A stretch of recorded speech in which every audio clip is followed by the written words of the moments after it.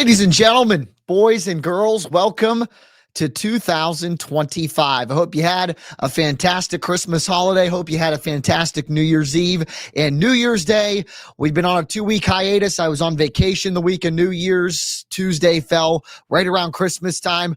Jacked up his back for 2025. Yours truly with you, Jack Hillgrove, ready to go for a fantastic year of sports here at WTOV 9, and it starts with the NFL playoffs. We're going to talk about the college football playoff, the semifinals, the Buckeyes obviously involved, obviously a legit threat to win a national championship. We'll get to that later in the show. And I also have some thoughts on a fix for the college football playoff. Probably not going to happen because of the way things are structured now, but I think it fits the bill and would fix all the problems that you may have with the 12-team format. If you had any problems at all with the 12-team format, I thought it was pretty darn good. There are some things that I think they could be adjusted.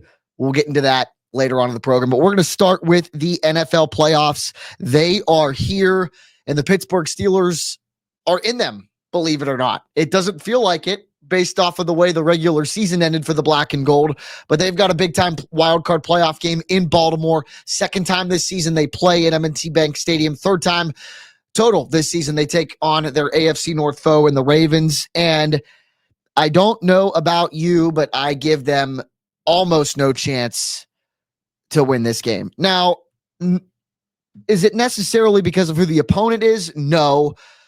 It's more so the way that the regular season ended. I mean, you look at the way this team was built at the beginning of December, 10-3, talking about them maybe not just winning a playoff game, but being a threat to the Kansas City Chiefs to try and dethrone the two-time champs. There were several national experts that said that the best team to dethrone the Chiefs could have been the Steelers. You had the regular season on a 4-game schneid with losses to teams like Cincinnati at the regular season, to teams like Kansas City and Philadelphia and Baltimore, teams that you potentially should be good enough as to compete for a Super Bowl championship. That's not the case. I mean, we figured out who the Steelers were very fast. Was the 3 games in 10-day stretch a tough task for any NFL team? Absolutely. But one of the things that I thought about this Steelers team going into that 3-game and 10-day stretch was you've got Russell Wilson as your quarterback, and he's playing pretty darn good up to that point. The offense with George Pickens when he was healthy, and George Pickens, we can talk about him in a second as well. When he was healthy and Russell Wilson was in there week 7 to 13, the offense was scoring 27 points a game, averaging 400 total yards a game, and Russ was averaging 255 yards passing. George Pickens exits via injury, offense struggles, George comes back, and you think, okay, they might be able to put something together. They can't against Kansas City. They close out the regular season with a matchup at home on Saturday night against the Bengals. And George Pickens has 1 catch for 0 yards, 3 drops. He's getting in arguments with fans in the stands, having to be held back by Pat Freiermuth. It's a situation that goes to show you he might not necessarily be worth a contract extension in the offseason. If he can't perform in big moments, does what he does off the field, answers questions in the locker room the way that he does, it's not somebody that I necessarily am okay with keeping around. But you look at the Steelers team since then, a lot of it has to do with Russell Wilson, the collapse. Russ averaging just 174.5 yards a game through the air in these last 4 games, the completion percentage of 62%, 4 touchdowns to 2 interceptions. That is, Kenny Pickett level of production, touchdown production that we've seen. I mean, Pickett only threw for multiple touchdowns in a game once in his Steelers career. Lack of passing touchdowns is something that we were used to the last couple of years at quarterback, and that improved for the time being with Russell Wilson. Go back and look at the last time Russ played against the Bengals. 400 plus yards through the air, 4 touchdowns, a completion percentage through the roof. You come back and you play the same team, 5 weeks later, and you can't get it done. 190 some yards, just not good. 193 total yards, I should say. Mind you, Cincinnati fired its defensive coordinator at the end of the year when they did not make the playoffs. The Bengals defense stunk, and the DC writing was on the wall there to let that guy go. That's the defense you play, and you only put up 193 total yards of offense. It's a problem. It's a big-time problem. And I wish I could say, for the Steelers' sake, that it was a one-time thing.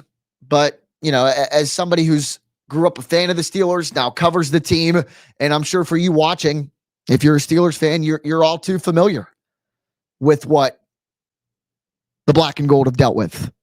Let's go back to last year. Not so much of an end of the season collapse, but this team was 7-4, lost 3 straight games, ended up 7-7. Now they finished 10-7 with a 3-game winning streak once Mason Rudolph was inserted into the lineup, but a first-round exit in the playoffs up in Buffalo. Go back to 2021. 5-3 at one point in the season. A stretch in the middle where they go 1-3-1, tying one of the worst teams in football at that point in Detroit. Look at the turnaround they've made. They finish 9-7-1, and they get blown out by the Kansas City Chiefs in the first round of the playoffs. 2020, 11-0 to 12-4. Browns come to your home stadium, beat you in the playoffs. Something that I don't know that Steelers fans ever thought would have happened. Cleveland coming to Pittsburgh in a playoff game, let alone in a playoff game, and winning. 2019, no Ben Roethlisberger this season. This was the fiasco of Duck Hodges and Mason Rudolph. But you're 8-5, and you lose the final 3 games of the season. 8-8, no playoffs. 2018 is the one in this stretch when I was going through that really bothers me. And it really bothers me. 7-2-1. The tie was at the beginning of the year. So they rattle off a 7-2 stretch in 9 games after that. They're 7-2-1. You finish 9-6-1 and miss out on the playoffs entirely. And it bothered me because this. Le'Veon Bell didn't play, if you remember correctly, because he held out. James Conner, rookie, comes in, lights the world on fire. Right? Well, not rookie, second year, but has a almost 1,000-yard season, Pro Bowl season. That's who you've got toting the rock for you. I don't want to say they missed out on Le'Veon, or missed out on the lack of production entirely because Le'Veon Bell was so dynamic back then. But for how the Steelers' offense was structured, having close to 1,000-yard rusher was fine because Antonio Brown had 1,200 plus receiving yards. Juju Smith-Schuster had 1,400 receiving yards, was the team MVP that year. And Ben Roethlisberger threw for 5,000 yards, something that has only been done a handful of times. Offensive line was still fantastic with Pouncey, DeCastro, Ramon Foster, Alejandro Villanueva. All that to miss the playoffs entirely. And then 2017, the 13-3 season, and you fall at home in the playoffs to a Jacksonville Jaguars team that was quarterbacked by Blake Bortles. Need I say more? So it's not something that Steelers fans are necessarily foreign to. 19-20 in the month of December since 2017.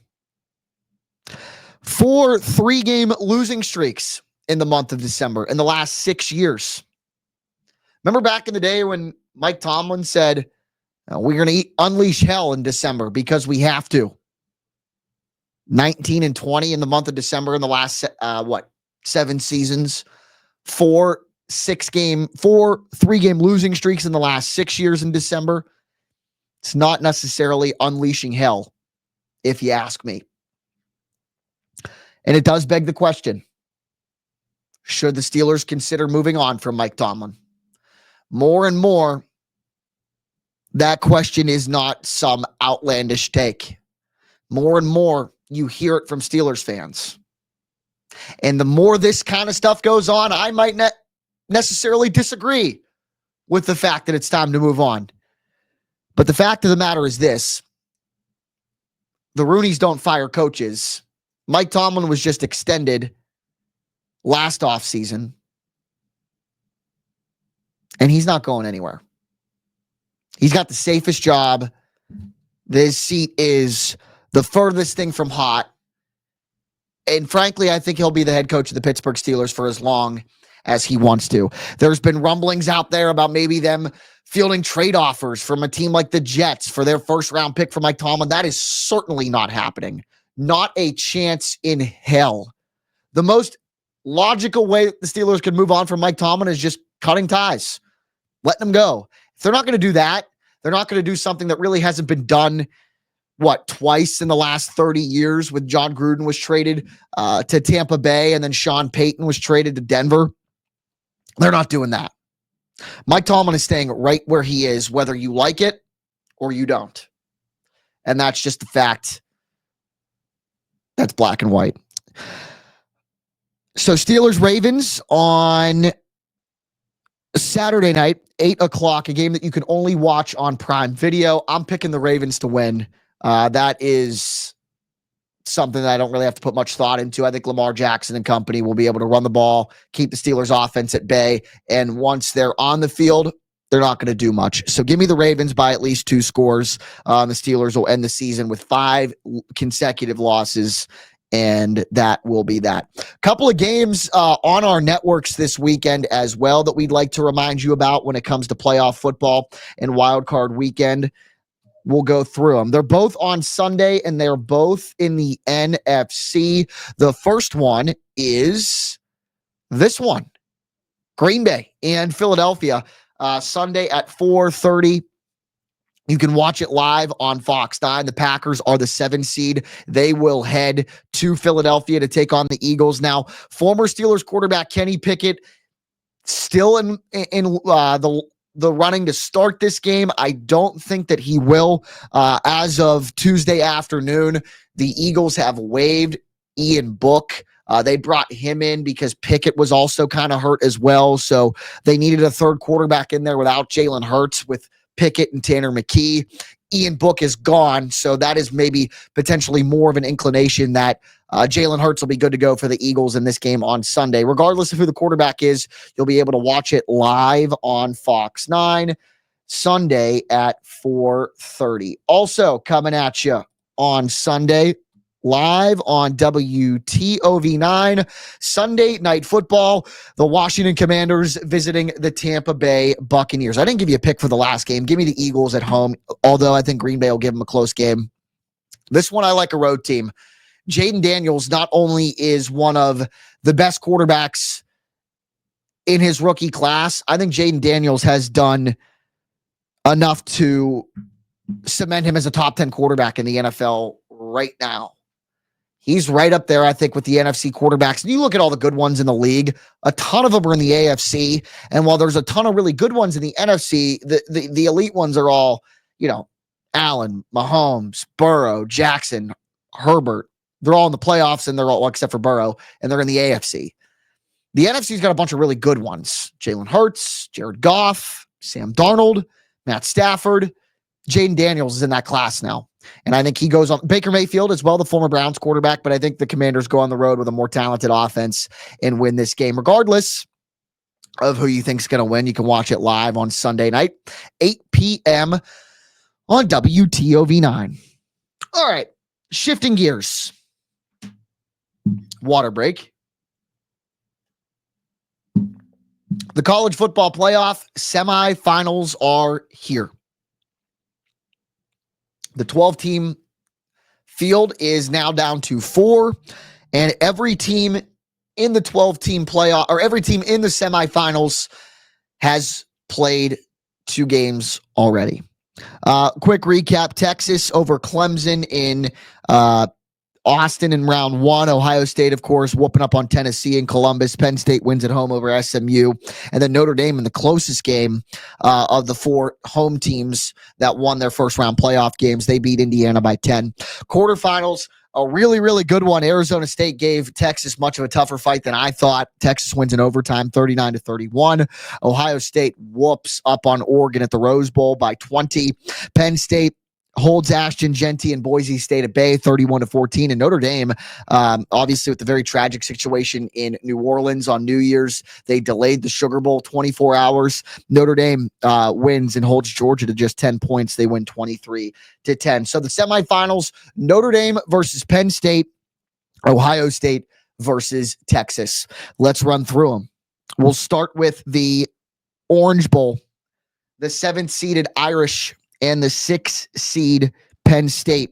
Notre Dame giving the Nittany Lions a 1.5. The under, I'm all over this under. It's 45.5. Both defenses are in the top 10 in scoring defense in the country. And both teams can run the ball very, very well. Of course, with Penn State, Nicholas Singleton, Katron Allen. Riley Leonard can run it really well as the Notre Dame quarterback. And, of course, Jeremiah Love is a 1,000-yard rusher for the Irish as well. I think the run game will be a focal point for both teams. Both teams, obviously, with very stout defenses. And Notre Dame is coming off of games where they're both under 45 and a half. 27-17 against Indiana is what, 44? And then 23-10 is 33. So I think Notre Dame is going to play a similar style of game in this one. And as far as the point spread goes, I went back and forth. I think both teams stack up with each other very well. They both have very good quarterbacks. They both have very good defenses. They both have very good offensive lines. And they both have very good threats to run the football. So I think on paper, when you look at Notre Dame and you look at Penn State, I think there are a lot of similarities. Not much of a drop off at quarterback. While I do think Drew Aller right now is the better quarterback than Riley Leonard. Riley Leonard is playing at the top of his game as well. So I think that position you could call a push. And when you boil it down, this game to me comes down to the sidelines and who's patrolling them. And honestly, if I had to pick who the best coach in college football is right this second, I'd have a hard time picking against Marcus Freeman. I think eventually Marcus Freeman will be a head coach in the National Football League. If I'm an Ohio State fan, I'm not. I talk to a lot of them every day. I am kicking myself why Marcus Freeman isn't coaching his alma mater, Ohio State. Might be able to coach against them in the national championship. We'll find out in a moment if I predict that. But Notre Dame's got the better coach. We know all too well that James Franklin struggles against big-time opponents. Can't beat Ohio State, 1-10 against the Buckeyes in his tenure. I think Marcus Freeman, in the sheer fact that he's Notre Dame's head coach and James Franklin is Penn State's, gives Notre Dame a little bit of an advantage in this one. I think Notre Dame will cover the 1.5. I could see them winning this game by 3 to 6 points, though. It'll be a really, really good one. But give me Notre Dame in the Orange Bowl over Penn State. To the Cotton Bowl, Ohio State, Texas. The Buckeyes giving the Longhorns 5.5, according to the FanDuel Sportsbook. The over-under set at 53.5. I think this one could go over. I think this one could potentially be an offensive shootout. I mean, you look at what Ohio State did in the first two games. They scored 42 and 41. I think there's a chance they could go for 40 again, but I think Texas can keep up a little bit. I think Texas with Quinn Ewers is a little bit better suited than maybe Dylan Gabriel was. I think those two quarterbacks are very similar in ability, but Quinn Ewers already had a game under his belt. Dylan Gabriel came in dry. I haven't played a month. Hadn't played since the Big Ten championship. So I think Ohio State has a chance to be in a shootout with Texas in this game. But let's peel back a layer. The Buckeyes have a better run defense, while these run offenses are very similar. I think Ohio State averages 170 yards a game running the football. Texas is like 166. So very similar there. But Ohio State's run defense is phenomenal. Texas's pass defense is pretty darn good.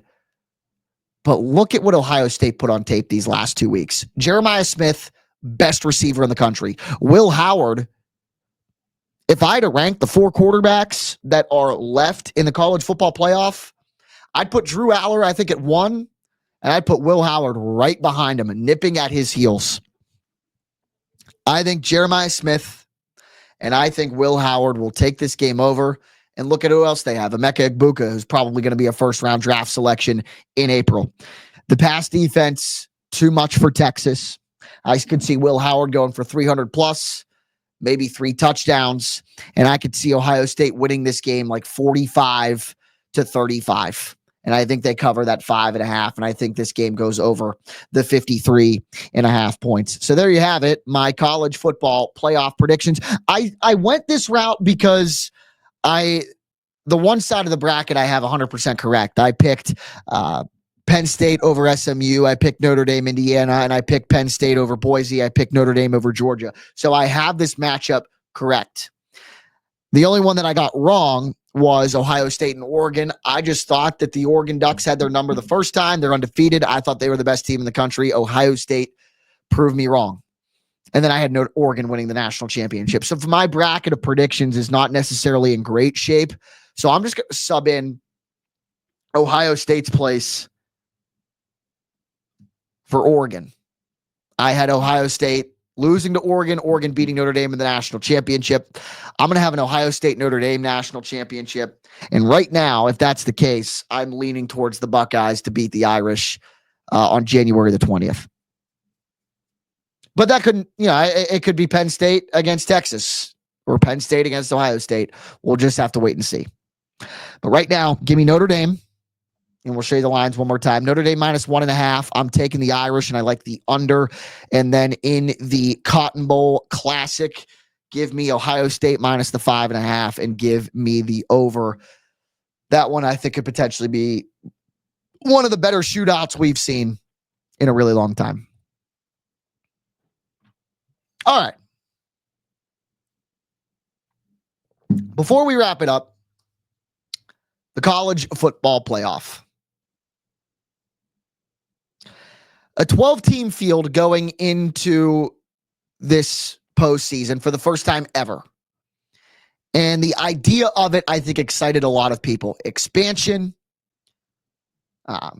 teams hosting games for the first time ever. Really, really exciting. But look at what happened. Each of the teams that hosted a playoff game won. Good for them. They were the better teams in those situations. Then those teams who were Texas, Ohio State, Penn State, and Notre Dame, all ranked in the top 10 pretty consistently throughout the regular season. They go on and play teams that haven't played in over a month. Arizona State, Oregon, Boise State, and Georgia hadn't played since their respective conference championship games at the beginning of December. And with the exception, I think, of Boise State against Penn State and Arizona State against Texas, while that game was close, they weren't necessarily fair matchups in my mind, because you've got a team that already had to ride the emotion of playing in a game at home in front of their crowds in the most electrifying atmospheres those respective stadiums had ever seen. You got to win to move on. They do. They come off that emotional high with a win, with some momentum, and they go play a team that hadn't played in 5 weeks. How fair is that to those teams that hadn't played in 5 weeks? Not necessarily fair. So when you look at Arizona State, Oregon, Boise, and Georgia, the 4 teams that all lost, that all got buys into the first round, and frankly, with the exception of Arizona State being a 1-possession game, all the other ones lost by 2 possessions plus. Think of the lead that Ohio State jumped out to on Oregon. You don't think Oregon started slow, maybe because they hadn't played an actual football game against anybody in 5 weeks? My answer to that question is yes. So here's my fix. Expand the playoff to 16 teams. And when I say this fix, I think this covers a multitude of areas of what is wrong with the college football postseason. Expand it to 16 teams. That way nobody's got a first round bye, and you got to win 4 games to win the national championship. If you got to win 4 games plus playing a conference championship game, that's a 17-game season. That's what the NFL regular season is. And then those teams in the NFL have to continue playing. So I don't think it's necessarily strenuous on the athletes. and the coaches. Expand it to 16 teams. And then you might be asking yourself, well, Jack, that might de-emphasize the importance of winning a conference championship. No, it doesn't. And I'll tell you why. You could still give those teams and keep the same rule, right? The top 4 conference champions get the first 4 seeds and reward them by making the top 4 ranked conference champions host 2 playoff games. So rounds 1, the round of 16, and the quarterfinals, the higher seed hosts. And I'll tell you what else that fixes. Because of that, then you say, okay, well, what happens in the semifinal round? The semifinal round is what it was when the playoff was just 4 teams. You take the New Year's 6 bowls, Rose, Sugar, Orange, Fiesta, Cotton, Peach. You rotate them every 3 years of the semifinals, like the playoff used to be, and you put them where the semifinals are. And that eliminates the silliness of teams playing in 2 bowl games. Like Ohio State played in what? The Rose Bowl, now they're playing in the Cotton Bowl. Kind of silly, a little backwards from what we're used to as college football fans. So you rotate the New Year's 6 bowls and put them opposite each other, and they're a part of the college football playoff once every 3 years. And you know what else that does? That makes these other bowl games maybe a little bit more exciting in the postseason. You know, the traditional Rose Bowl, right? East Coast versus West Coast, Big Ten versus Pac-12. You might be able to bring a little bit of that back. Now, it might be a team like who was middle of the pack in the Big Ten this year. Michigan just beat Alabama. It might be a 7-5 Michigan versus a Oregon State or a Washington State. But the tradition of the Rose Bowl could still live on once every 3 years.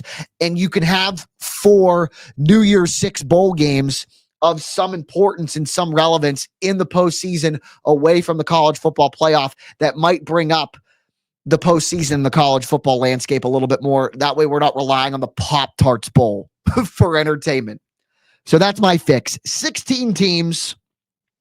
First, top 4 ranked conference champions host playoff games. You rotate the New Year's 6 into the playoff once every 3 years like you did before, and then that way you eliminate teams coming into playoff games dry against teams that haven't or that have already played one playoff game.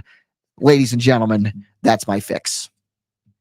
And that's episode 1 of Jacked Up for 2025. Make sure you like, comment, subscribe, do all that stuff. Follow us on YouTube. Subscribe to YouTube. Subscribe to the Facebook page. Follow me on Twitter at JackWTOV9. We're going to have tremendous success with this podcast in the 2025 calendar year. I'm excited. We're bringing guests back into the fold. We're going to hopefully bring the draft special back into the fold, maybe some other things. I'm really excited for it, and I'm excited for you to be a part of the journey here with us at the WTOV9 Digital Content Center. That's episode 1 of 2025 of Jacked Up. We'll talk to you soon. We'll talk to you next week.